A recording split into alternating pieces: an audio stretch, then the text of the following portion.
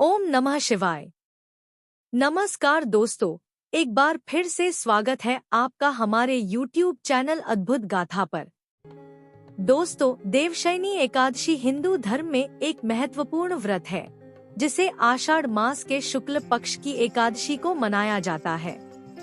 इसे हरिशनी एकादशी, पद्मा एकादशी या तुरी एकादशी भी कहते हैं। इस बार देवशयनी एकादशी का व्रत 17 जुलाई बुधवार को रखा जाएगा और इसी दिन से चातुर्मास भी शुरू हो जाएगा।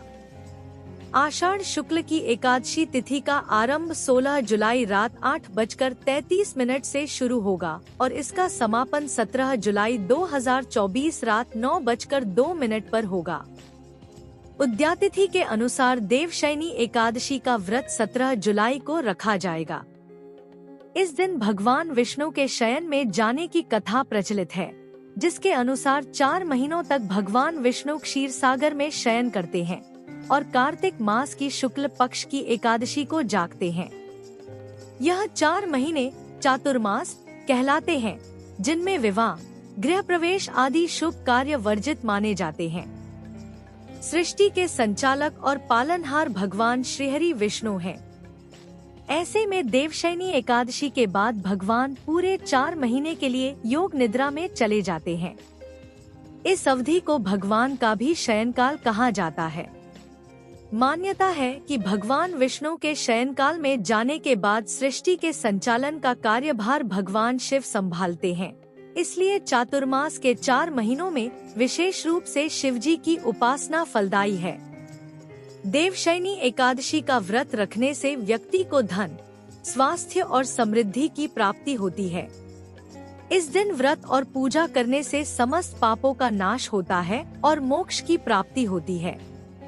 इस एकादशी के व्रत से विशेष रूप से शनि ग्रह के दुष्प्रभावों से मुक्ति मिलती है और जीवन में सुख, शांति और समृद्धि आती है। ऐसा माना जाता है कि इस व्रत के प्रभाव से भगवान विष्णु की कृपा प्राप्त होती है और सारे कष्ट दूर हो जाते हैं। आइए अब जानते हैं क्या है आज की विशेष पूजा विधि। पहला, स्नान और संकल्प। व्रत करने वाले व्यक्ति को ब्रह्मा मुहूर्त में स्नान कर स्वच्छ वस्त्र धारण करने चाहिए। इसके बाद भगवान विष्णु की पूजा का संकल्प लें। दूसरा, मंदिर की सजावट। घर के मंदिर को स्वच्छ करें और भगवान विष्णु की मूर्ति या तस्वीर को गंगाजल से स्नान कराएं। उन्हें पीले वस्त्र पहनाएं और सुंदर फूलों से सजाएं। तीसरा, पूजा सामग्री। पूजा के लिए चंदन, तुलसी पत्र, अक्षत, धूप, दीप, नैवेद्य, पंचामृत, फल और पीले फूलों का उपयोग करें। चौथा, पूजा विधान। भगवान विष्णु की मूर्ति के समक्ष दीप प्रज्वलित करें और धूप, दीप, चंदन, पुष्प आदि अर्पित करें। भगवान विष्णु को पंचामृत और फल का नैवेद्य अर्पित करें।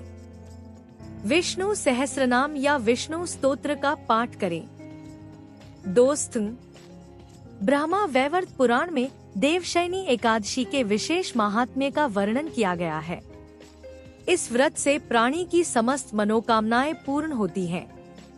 यह एकादशी आषाढ़ मास के कृष्ण पक्ष की एकादशी, जिसे योगिनी एकादशी कहते हैं, के बाद आती है। आषाढ़ मास के शुक्ल पक्ष की एकादशी को ही देवशयनी एकादशी कहा जाता है। इसी एकादशी से चातुर्मास का आरंभ माना जाता है। इस अवधि में कोई भी शुभ कार्य जैसे विवाह आदि नहीं किया जाता। मान्यता है कि इस दिन से भगवान श्री हरि विष्णु क्षीर सागर में शयन करते हैं और फिर 4 माह बाद उन्हें उठाया जाता है। उस दिन को देवोत्थानी एकादशी कहा जाता है। इस बीच के अंतराल को ही चातुर्मास कहा गया है। देवशयनी एकादशी को देवशयनी, महा एकादशी, थोली एकादशी, तेलुगु, हरि देवशयनी, पद्मनाभा शयनी तथा प्रबोधनी एकादशी भी कहा जाता है। पद्मा, आषाढ़ शुक्ल एकादशी व्रत कथा समस्त पापों का नाश करती है।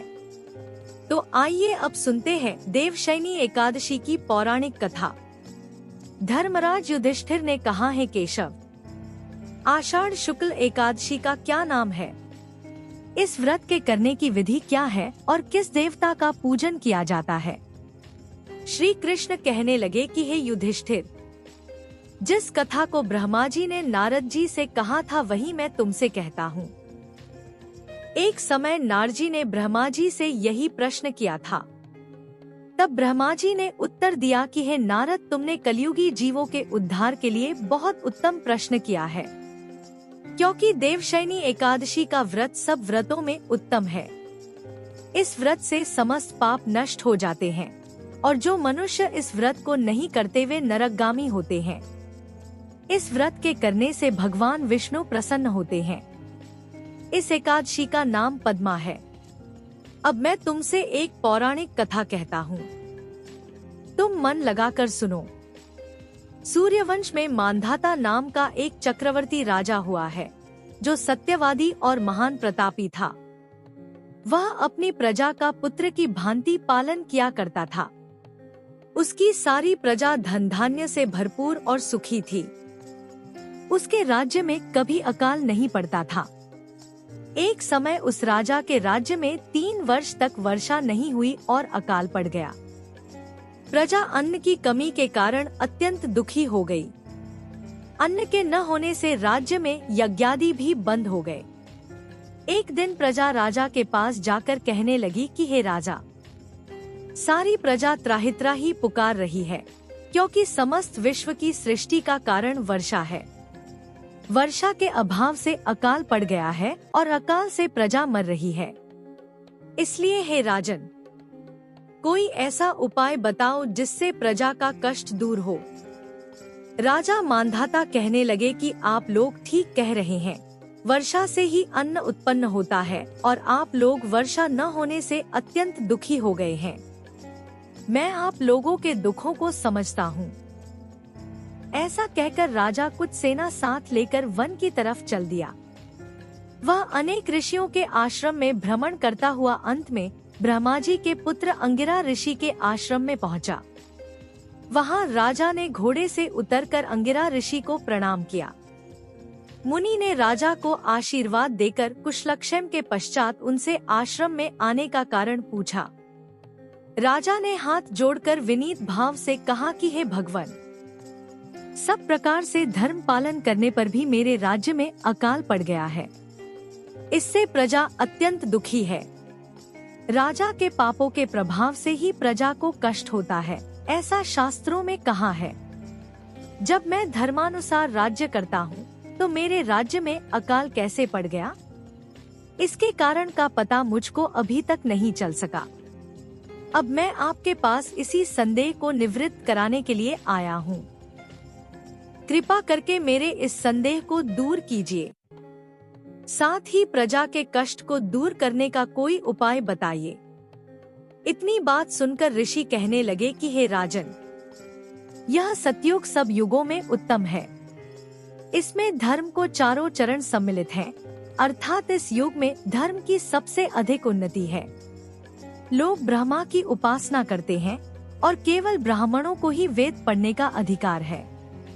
ब्राह्मण ही तपस्या करने का अधिकार रख सकते हैं, परंतु आपके राज्य में एक शूद्र तपस्या कर रहा है। इसी दोष के कारण आपके राज्य में वर्षा नहीं हो रही है। इसलिए यदि आप प्रजा का भला चाहते हो तो उस शूद्र का वध कर दो। इस पर राजा कहने लगा कि महाराज, मैं उस निरपराध तपस्या करने वाले शूद्र को किस तरह मार सकता हूँ? आप इस दोष से छूटने का कोई दूसरा उपाय बताइए। तब ऋषि कहने लगे कि हे राजन, यदि तुम अन्य उपाय जानना चाहते हो तो सुनो। आषाढ़ मास के शुक्ल पक्ष की पद्मा नाम की एकादशी का विधि पूर्वक व्रत करो। व्रत के प्रभाव से तुम्हारे राज्य में वर्षा होगी और प्रजा सुख प्राप्त करेगी, क्योंकि इस एकादशी का व्रत सब सिद्धियों को देने वाला है और समस्त उपद्रवों को नाश करने वाला है। इस एकादशी का व्रत तुम प्रजा, सेवक तथा मंत्रियों सहित करो। मुनि के इस वचन को सुनकर राजा अपने नगर को वापस आया और उसने विधि पूर्वक पद्मा एकादशी का व्रत किया। उस व्रत के प्रभाव से वर्षा हुई और प्रजा को सुख पहुंचा। अतः इस मास की एकादशी का व्रत सब मनुष्यों को करना चाहिए। यह व्रत इस लोक में भोग और परलोक में मुक्ति को देने वाला है। इस कथा को पढ़ने और सुनने से मनुष्य के समस्त पाप नाश को प्राप्त हो जाते हैं। इसलिए दोस्तों, आज के दिन सभी मनुष्यों को चाहे व्रत किया हो या ना भी किया हो, यह पवित्र पाप नाशिनी कथा अवश्य सुनना चाहिए। ऐसा करने से श्री हरि की कृपा सदैव आप पर बनी रहेगी। आशा करते हैं आपको आज की वीडियो अत्यंत पसंद आई होगी और ये जानकारी आपके बहुत काम आएगी। यदि आपको हमारी वीडियो पसंद आई है तो एक लाइक करें और कमेंट में प्रेम से जय श्री हरि अवश्य लिखिएगा। श्री हरि आप सभी पर अपनी कृपा बनाए रखे एवं आपके परिवार में मंगल करे। इसी मनोकामना के साथ आज के लिए इतना ही। मिलते हैं अगली वीडियो में। तब तक के लिए नमस्कार।